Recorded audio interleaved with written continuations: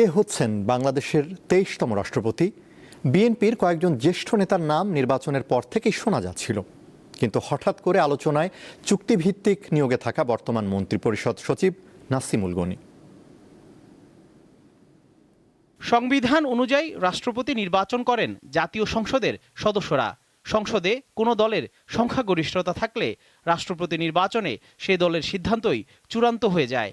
ফলে বিএনপির নেতৃত্বাধীন সরকার কাকে রাষ্ট্রপতি পদে মনোনয়ন দেবে সেটি এখন সবচেয়ে বড় আলোচনার বিষয়।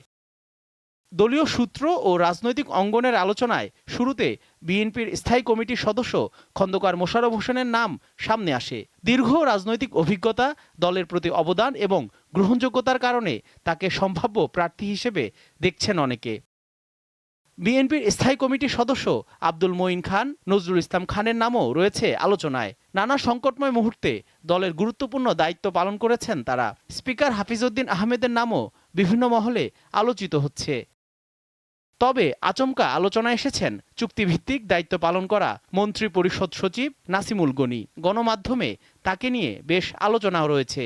অবশ্য বিএনপির পক্ষ থেকে এ বিষয়ে কোনো আনুষ্ঠানিক বক্তব্য নেই। জহিরুল মোহসান, দীপ্ত সংবাদ, ঢাকা।